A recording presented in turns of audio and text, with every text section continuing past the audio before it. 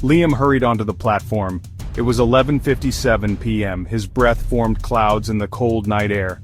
He boarded the last train, relieved to be out of the biting wind. The carriage was mostly empty. He found a seat and settled in for the ride home. Home. He closed his eyes, picturing his warm flat. The train lurched into motion. Liam glanced at the digital display above the door. It was oddly blank. He shrugged it off. The train rattled through the city. Each station grew progressively more deserted. Liam looked out the window. The reflection of his tired face stared back. He was alone now. The other passengers had disembarked at previous stops. Liam felt a chill. It seemed colder now. He rubbed his arms for warmth.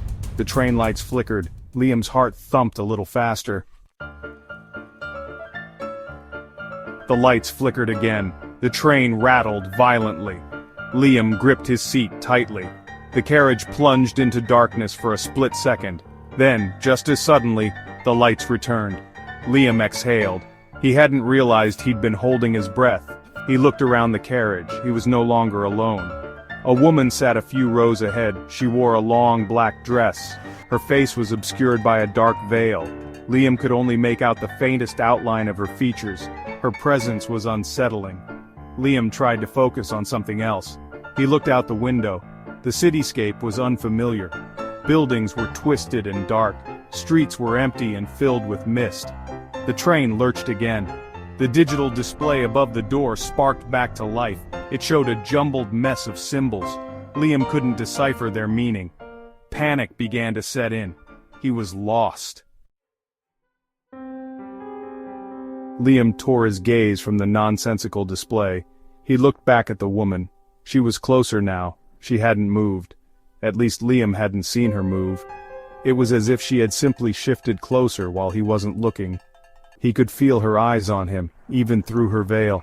Her presence was suffocating. Liam wanted to get up and move, to put distance between himself and this eerie figure, but something held him rooted to his seat.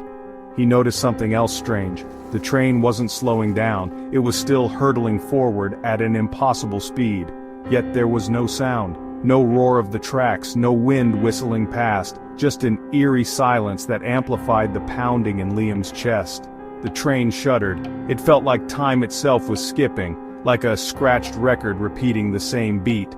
Liam closed his eyes, overwhelmed by the surreal, nightmarish quality of the journey. He just wanted to be home. When Liam opened his eyes, the woman was gone. The train was slowing. He looked out the window. The cityscape had completely transformed. It was a grotesque mockery of the familiar, cast in an unsettling, otherworldly glow. With a groan of metal, the train shuddered to a halt. Liam was alone. The digital display flickered one last time, displaying a single word, terminus. He knew then that this was no ordinary station. This was not a place he was meant to be. He stepped off the train. A wave of cold, damp air washed over him. The platform was deserted. Fog rolled in thick, obscuring the grotesque cityscape beyond. He watched as the train pulled away, disappearing into the mist as quickly as it had arrived, leaving him stranded in this unsettling, unknown world. Liam was trapped, and he knew with a chilling certainty that he was never going home.